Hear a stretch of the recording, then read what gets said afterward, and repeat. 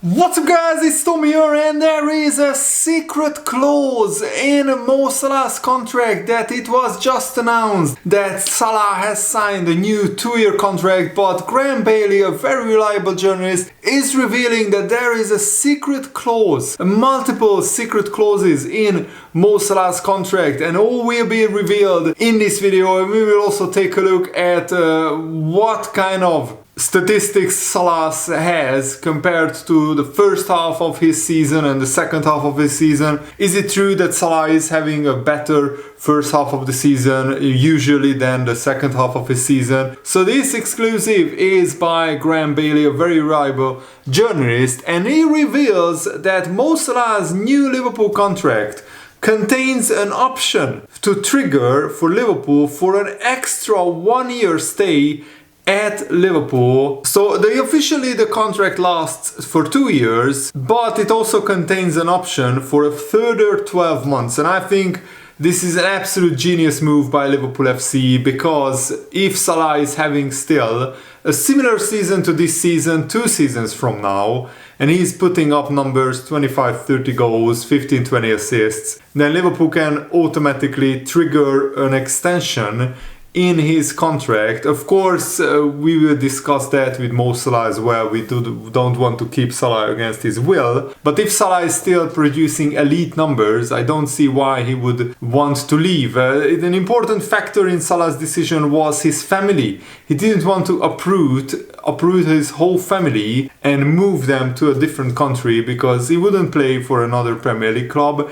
And Salah has a young daughter, Maka, who was so happy when Salah revealed that he's staying at Liverpool, because she's in school and she has all these friends in school, and she didn't want to move to another country and lose all of her friends. So Salah's agreement is understood to carry a mechanism by which his time at Liverpool could be also mutually ended after just 1 year, which gives me a little bit more concern. But mutually ended means that unless Liverpool and Salah both agree that it's better to cut ties and end the contract after just 1 year, that is possible, but it's just an insurance policy, I think. If something drastic happens and Salah absolutely falls off a cliff and Liverpool can't sell him to Saudi Arabia for some reason, then they can cut short his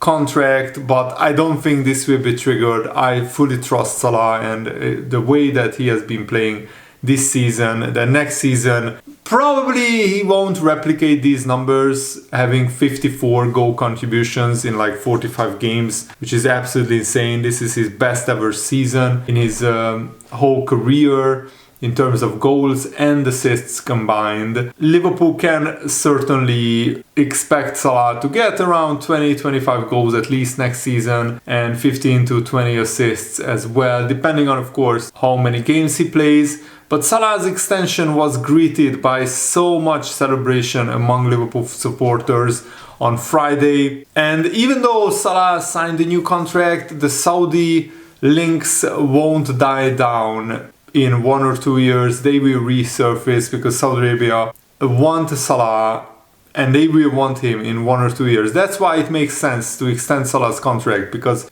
even if the worst case scenario, Salah absolutely has the worst season of his career next season, Liverpool can still sell him to Saudi Arabia for 20, 30, 40 million pounds, and Saudi would happily pay that for Salah, any Saudi club, because Salah is an absolute icon in the Muslim world and also in the Middle East, and also in Saudi Arabia. Salah would be an absolute hero, and he would elevate the Saudi League's PR campaign and everything. So Salah even had a huge contract which would probably 5 to 10x his salary from Saudi Arabia in the summer, and sources indicate that the offer remains an open one. So whenever Salah decides it's time to leave Liverpool, he will go to Saudi Arabia and pick up a huge amount of money.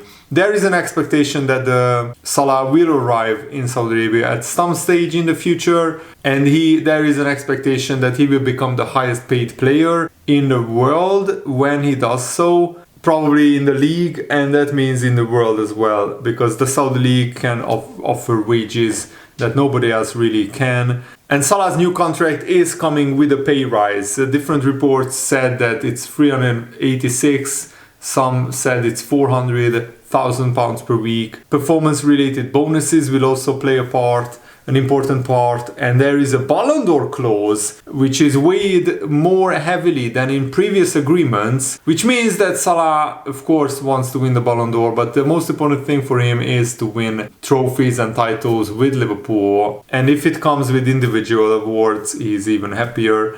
Liverpool are also set to announce the extension of Virgil van Dijk, maybe on Saturday or on Sunday. With Salah now done and dusted, everybody is waiting for that Van Dijk announcement to drop, and I'm really excited for that as well. And this news outlet also revealed that Liverpool are preparing to offer Konate a contract extension, Luis Diaz and Curtis Jones as well, and I want all three of them to stay, obviously.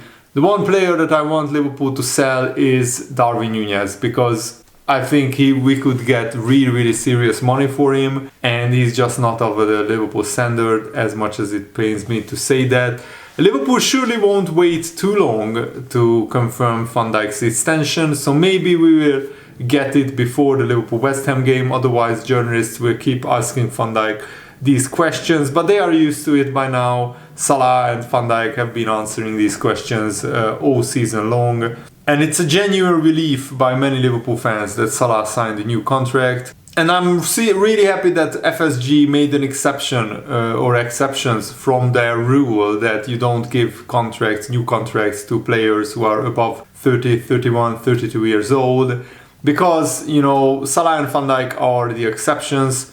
But if you look at Gini Wijnaldum, Sadio Mane, Bobby Firmino, Jordan Henderson, they are not the forces, they are not the players that they used to be at Liverpool. So Liverpool were right not to offer them new contracts. Joao Matip, in fact, pretty much retired. Thiago as well retired after playing for Liverpool. And also it's testament to how well Salah is taking care of himself and his body and his mind, that his best season came when he is 32 years old. The problem is it's unlikely to earn Salah a Ballon d'Or because Liverpool went out so early in the Champions League.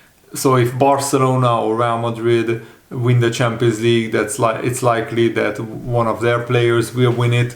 But if somebody like Inter will win it, then maybe there is a chance for Salah to win the Ballon d'Or. And Salah is an irreplaceable player. He had no season where he was off it in the last 8 years at Liverpool, and that is extraordinary.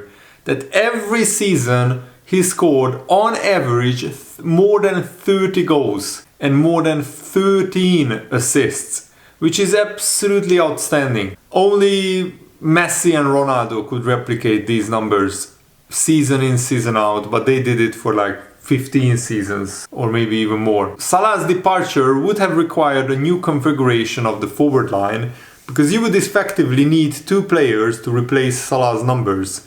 That's how high Salah's numbers are. And yes, Luis Diaz had a goal-scoring spell in autumn. Cody Gakpo has produced the best form of his Liverpool career. They get around half of Salah's goal contributions. And Salah could easily reach 300 goals in a Liverpool shirt if he scores at this rate in the next 2 years. If he scores 30 plus goals per season, the status of Liverpool's greatest player generally comes down to debates about the merits of Steven Gerrard and Kenny Dalglish. Salah is giving himself a greater chance of entering the conversation as an equal. And he knows this. He knows about legacy. He knows all about these records. So I think that factored into his decision making as well.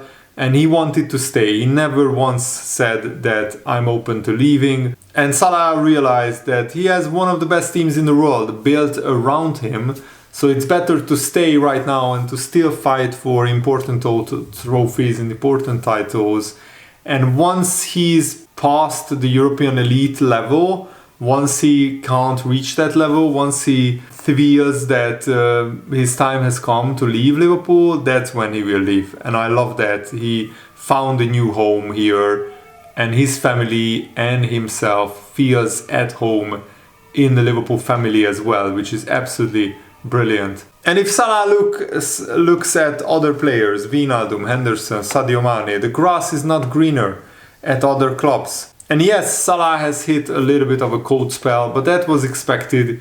You can't keep scoring goals every game for the whole season. Only Messi and Ronaldo, who are pretty much superhuman players, could do that consistently. And it would be premature to suggest that Salah has started his decline, because remember last season he had a cold spell in the last 2 months, 1.5 months of the season, and then he rejuvenated in the summer and hit the ground running this season. But yeah, Salah cannot sustain his brilliance for the whole season when he's 33, 34 years old. So Arne Slot needs to sometimes rest him, and Mo Salah needs to come to terms with sometimes getting substituted off, sometimes being rested, because that is important for longevity. I would also like for Salah to retire from international football, but that's a very personal decision. So I will be happy even if Salah decides to keep playing for Egypt, but that will put more strain on his body and a lot of traveling as well. So now let's compare Mo Salah's statistics, first half of the season and second half of the season. And there is no need to panic yet, because Salah is still one of the best goal scorers of Liverpool, and in the Premier League he is absolutely top of the charts, and of course he's the top scorer at Liverpool as well. I meant one of the best goal scorers in Liverpool's history. When Liverpool played the halfway stage of the season, it was Man United on January 5th, and before the Man United game and including the Man United game, he scored 21 goals and got 17 assists in 27 games. That's 38 goal contributions in 27 games, absolutely insane. And since then, in 18 games, he scored 11 goals and got 5 assists, which means that 16 goal contributions in 18 games, which is still elite world-class level, but it's just a little bit less than the first half of the season. So 1.4 goals and assists per game in the first half of this season, 0.9, almost 0.9 goals and assists combined in the second half of the season. And as you can see, his numbers, his metrics are pretty similar when you compare the first and the second half of the season of this season. But let's look at his goals. Since he has been at Liverpool, as you can see, apart from his first season, every time in the first half of the season, which is marked with red, he has scored more goals than in the second half of the season. Of course, his first season he scored 44 goals, which was absolutely insane. Since then, gradually the gap has been pretty big. The biggest difference, 2021-22 season, where in the first half of the season he scored 22 goals, second half only 9. This is, by the way, in all competitions. Of course, there is a factor of the Africa Cup of Nations, which he regularly attended while playing for Liverpool. And if you compare his Premier League numbers, it's a little bit more nuanced, because there are 2 seasons where Salah scored more goals in the first half of the season when Salah scored less goals in the first half of the season than in the second half of the season. That was 2 seasons ago and his first season as well. And 2 seasons ago, it's actually pretty interesting that he scored 12 goals in the second half of the season compared to 7 goals in his first half of the season. But that was the season where Liverpool finished in 5th place, and we were absolutely exhausted after trying to win all 4 trophies in 21-22 season. But which means that Salah scores 58% of his goals in the first half of the season and 54% of his assists in the first half of the season. Salah is not the same player all season round, but it's I think a debatable subject, and I wanted to show it to you guys because the trend is still evident in the Premier League and in all competitions that Salah usually does better in the first half of the season than in the second half, and it makes sense because players are fresher in the first half of the season. Bottom line is Salah is still incredible. 30 goals a season on average for 8 years in a row is absolutely insane, absolutely outstanding.